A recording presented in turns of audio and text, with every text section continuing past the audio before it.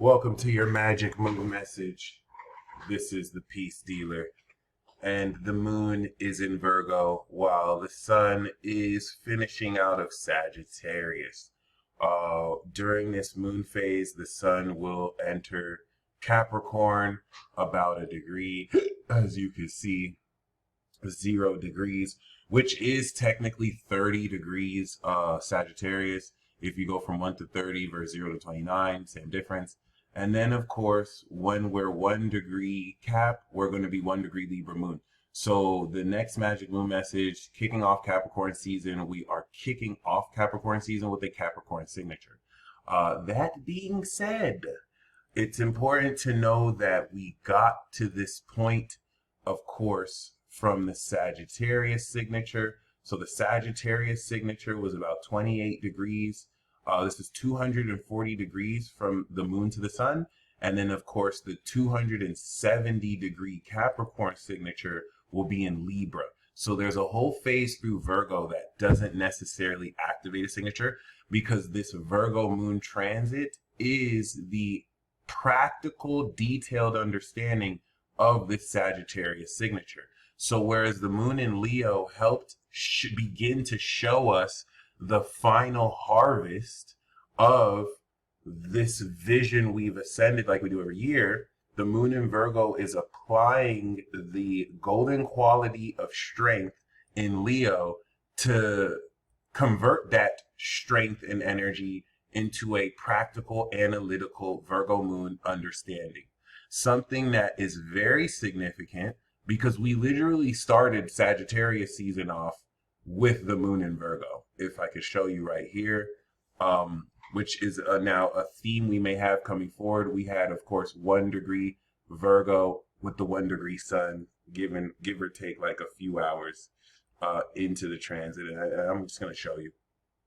So please keep in mind, this is how we started Sag season. And we're going to start Capricorn season with 1 degree Libra, 1 degree Capricorn.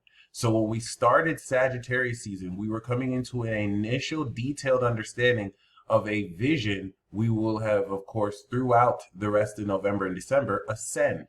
And that's what brings us back to the end of this transit as we're going through Virgo again. So it's a reanalysis now that Mercury is no longer retrograde, where we reevaluated our vision and the higher meaning of how our thoughts see the bigger perspective of everything we have achieved, accomplished, and grown, opposite this evolving nature of our vocabulary. And now we're coming back around now that we have quite literally seen clearer. What's an example of this? Sagittarius. Jay-Z is a Sagittarius. So when we were coming into the transit and Mercury was retrograding, there were a bunch of allegations that came through. Mercury finished its retrograde. There were holes in the story. And now that it's going direct, if anything, the way we looked at a situation going into the transit versus how we're looking at it coming out of the transit is, oh, wow, everyone wanted to put their pitchforks. Jay-Z is, and I'm a Kanye fan. First of all, I'm not a Jay-Z fan. I'm a Kanye fan. So please don't say that I'm a stan. I'm just looking at this objectively. Okay, oh, Jay-Z's finished, Jay-Z's done. Now we're coming out to be like, okay, maybe they were lying. And this is why I've been saying we don't have Virgo energy. We have Pisces, we have Sag. That's people looking at things, speculating off of belief and bullshit and just rumors. Every time the moon comes into Virgo, it is an update of facts. So we're going to take everything over the past 2 to 3 weeks that has been said, believed, and Virgo is just going to call cap on 99% of all that bullshit. But it's also going to now, with this detailed understanding, align real facts in order to adjust your perspective.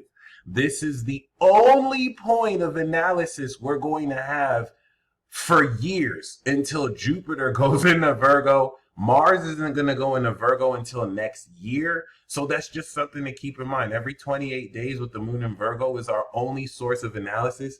If you're a Virgo moon, sun, or rising, what that looks like is everyone just being delusional as fuck, just like believing everything. And you're the only one with Virgo placements to be like, guys, these are the facts though. But people are delusional and they don't really care about facts these days, which has been the nightmare that we're coming out of. And some of the stuff I'm saying is exaggerating. But that being said, this mutable cross is a game changer. It's the final game changer of the season and the year. All right. And now that we've come into the completion of Sagittarius at this 29-degree peak before the sun semi-sextiles Pluto 0 degrees Aquarius, every way with which you have perceived the meaning of what you are experiencing is quintessentially changing forever, especially as we come into February 28th, and we're going to have that eclipse with Neptune and Saturn in Pisces. All right. The 272-degree angle being made to Neptune that was originally conjunct here is facilitating the completion of the stretching out of our imagination. We will go through one final round of this in 2025, and then we will never have this conjunction again. The last time Neptune was here was the 1800s, and so this is going to be a new 165-year arc that's going to revolutionize and blah, blah, blah, and yada, yada, progress, boom, boom, revolution, jargon, jargon, jargon. Okay, so you want to really take stock because Sagittarius represents the end of the fall season, the season of breakthrough. Aries to Gemini, a spring of activation. Cancer to Virgo, a summer of integration, the seeds breaking through the ground. And now we harvest those seeds that have become full-on crops. We take the action in Libra, we strengthen and transform it in Scorpio. Now we're seeing the effect of how we've leveled up. Opposite Jupiter of leveling up. Okay, so that's bringing in 6 years since 2019 of original evolution of our higher mind. So now that we can harvest the lower mind vocabulary to wrap around higher concepts, which should be also very good scientifically to see old scientific concepts become obsolete in a whole new era of, 20-year era Pluto Aquarius of, greater technology and blah, blah, blah, blah, blah, blah, blah. Okay, so with that being said, the moon is square Mercury. It's going to oppose Saturn and square Jupiter. Mutable cross like this is, once again, now giving you an analytical understanding of how specifically throughout the last month you've not only ascended your vision, but updating relative to the facts of how you will adjust your perspective. And this is where that square to Mercury first is going to align with this reevaluation of your brain's processing of the higher meaning, the synthesis of what through Gemini and how through Virgo. You are seeing things, and the moon in Virgo is going to adjust how it is. What you're seeing is factual, so that anything in that vision that's not aligned with those facts could be adjusted, and anything that you're under analyzing that's not aligned with the truth of this vision can be adjusted. Hence, mutable squares and oppositions. Once we do that, boom, then we're going to have the moon opposite Saturn to anchor the harvest of the integrity of our belief systems. If you have integrity of your belief systems, they're not fucking delusional and they're based in reality. Okay. And once we do that, that of course is going to integrate that initial conjunction in Jupiter so that we can support this evolution of our vocabulary with actual goddamn facts. Facts are our friends. They can be an enemy of truth if you lie with statistics, but they're usually meant to be the evidence of what's true. And that's where, coming into the next day, we now take this entire ascension of our perspective and we begin to apply it through this winter solstice of the cardinal direction. We organize and structure this vision to make it real. Coincidentally or non-coincidentally, I think it'll also be a great day financially or week financially moving ahead. Seeing, I mean, this isn't a grand Earth trine, but we will have the moon trine Uranus and Taurus, taking the automation of our income, the, of course, innovation of our natural five senses, and now integrating how specifically and analytically we shift our behavior around more of an ability to not only sense supernaturally, as Uranus and Taurus is not just the five physical senses, but breaking through clair psychic senses. And then, of course, the Jupiter buffer to actually analyze the vocabulary around how to word what we're experiencing. So outside of this being a game changer, we do also have the Yod with the Moon, Chiron, and Venus that will polish extraordinary quality of the progressive nature we're taking our relationships and how out the box you can think when networking with others, and the vulnerability of Chiron and Aries that's going to hurt your ego because of the criticism of Virgo that's not going to hold back and just tell you what you need to know. Don't take it personal, okay?